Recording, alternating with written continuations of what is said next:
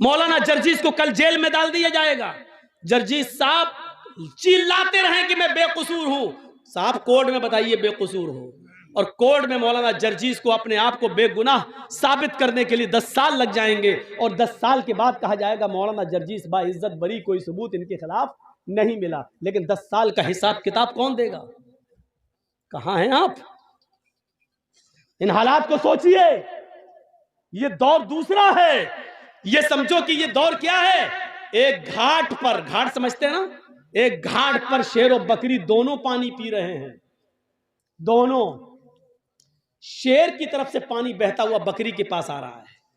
शेर जहां से पानी पी रहा है, बकरी इधर से पानी पी रही है, लेकिन पानी बहता हुआ शेर की तरफ से आ रहा है। शेर ने भी पानी पिया, बकरी ने भी। शेर ने बकरी से कहा, ए तूने इस तालाब में मुंह डाल दिया, तूने मेरा पानी झूठा कर दिया।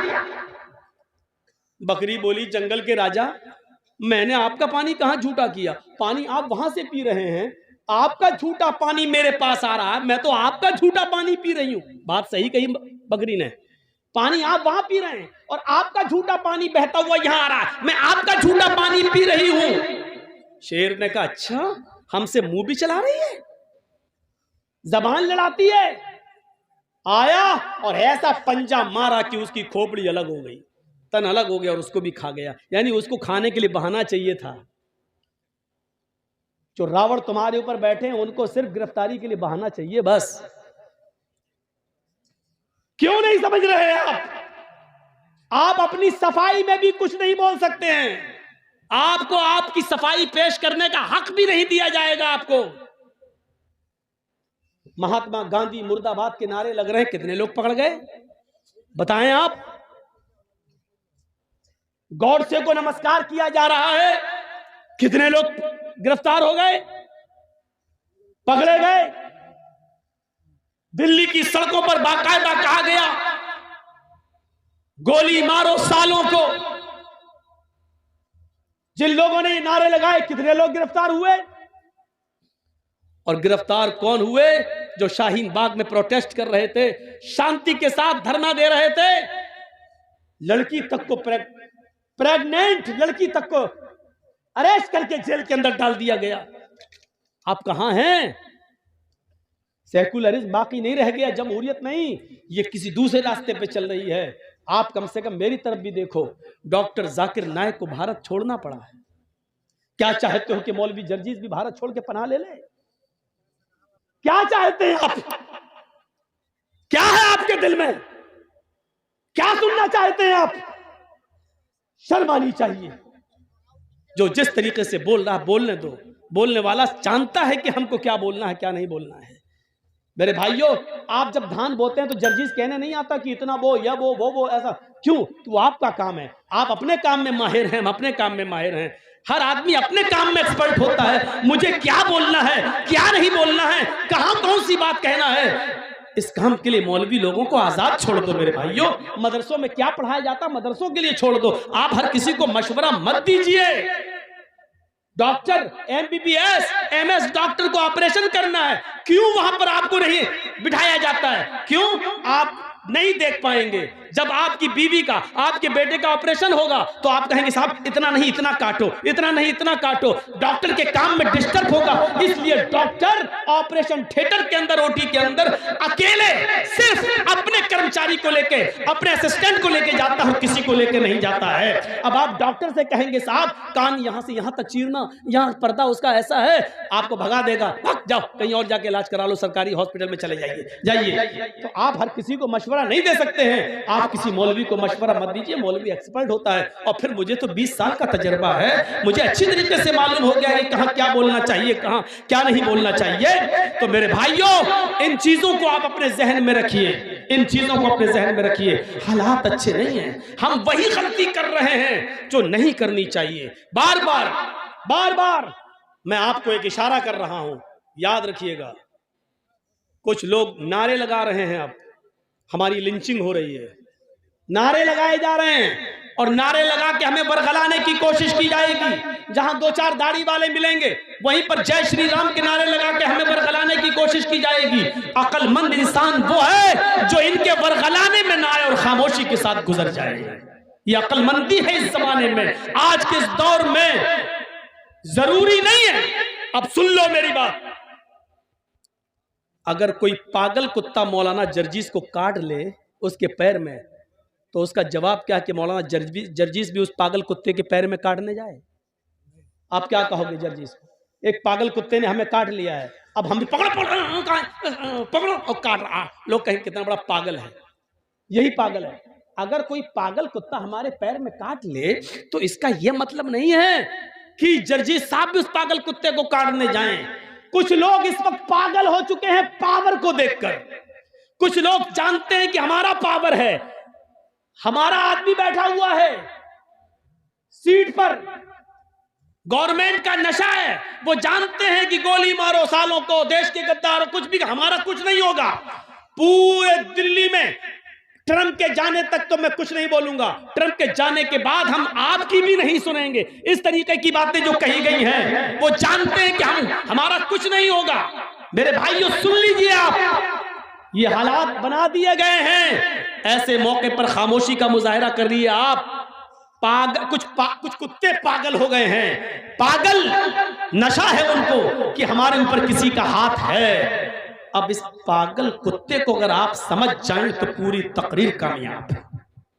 मैं नाम नहीं लूंगा, सॉरी, माजरत के साथ, आप मुझे आइंदा बुलाएं या ना बुलाएं, मैं नाम नहीं लूंगा। लेकिन इस पागल कुत्ते को अगर आपने समझ लिया तो समझ लो कि पूरी तकरीर समझ गए आप। मेरे भाइयों, अगर कुछ पागल कुत्ते हमारे पैर में काट लें तो इसका यह मतलब नहीं है कि हम भी उस पागल कुत्ते को काटने जाएं।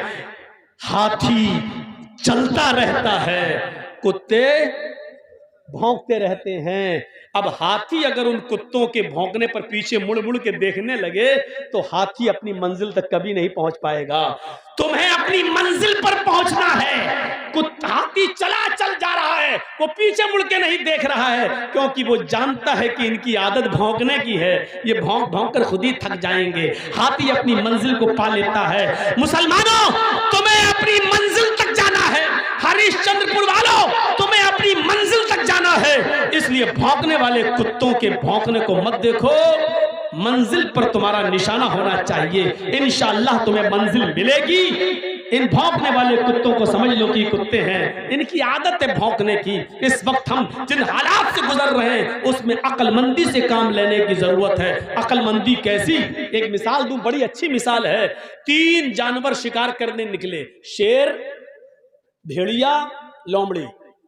तीनों जानते हैं ना, शेर, लायन और भेड़िया, आप जानते हैं, लोमड़ी, फॉक्स। 3 जानवर शिकार करने निकले। कौन कौन? कौन?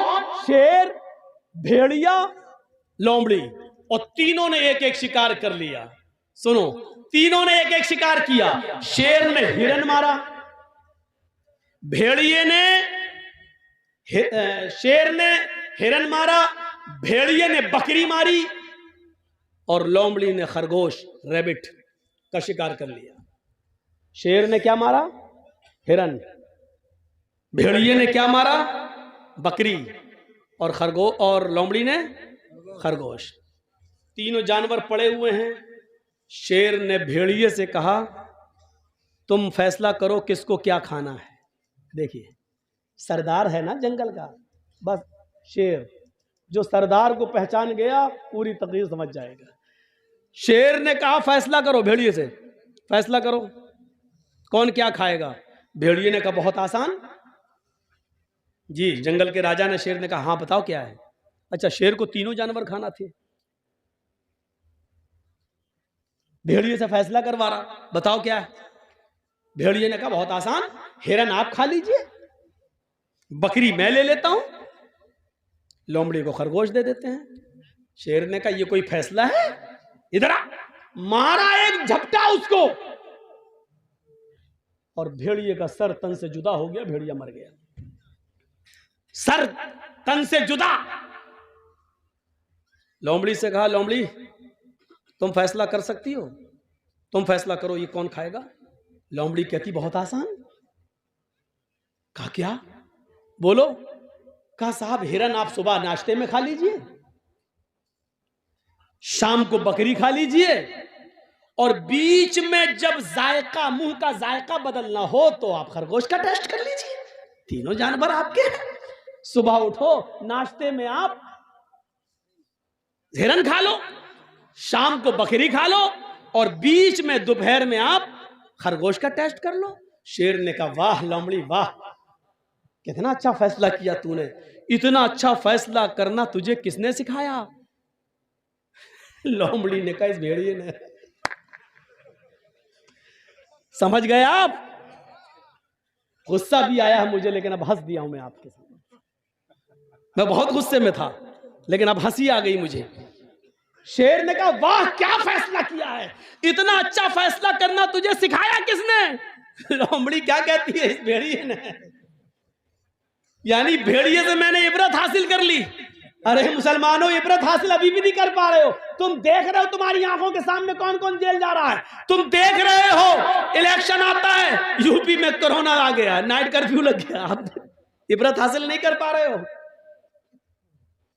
अब जब हमारा शेर को समझ गए ना, हमारा शेर जब देख लेगा यूपी में हम हार रहे हैं तो ऐन मौके पर इतना भयानक कर्फ्यू लगाएगा, यूपी में हो सकता है कि 3-4 महीने के लिए इलेक्शन टल भी जाए। आप नहीं जानते, क्योंकि सरदारी तो शेर की चलती। वो चाहता सब कुछ, जैसे ये लोमड़ी वो चाहता तो तीनों जानवर हमें मिले, ऐसे हमारा शेर चाहता सब कुछ हर सूबा हमारा रहे, अंध दंड हेरा फेरी सब। आपने देखा जैसे इलेक्शन करीब आए, अखिलेश के करीबी लोगों के ऊपर सीबीआई के छापे आने लगे, ईडी के छापे पड़ने लगे। यही हाल आपके बंगाल का भी था। जैसे जैसे इलेक्शन करीब आए, देखा कैसे छापे मारे गए, सबको इस्तेमाल करके देखा गया। आप अक्लमंद थे, अक्लमंदी का सबूत दे गए। बिहार वाले बेवकूफ थे बेचारे, पागलपन का सबूत दे के मर मिटे। दुआ कर देता हूं अल्लाह यूपी के मुसलमानों को भी बंगाल के मुसलमानों से अक्लमंदी सीखने की तौफीक अता फरमा दे।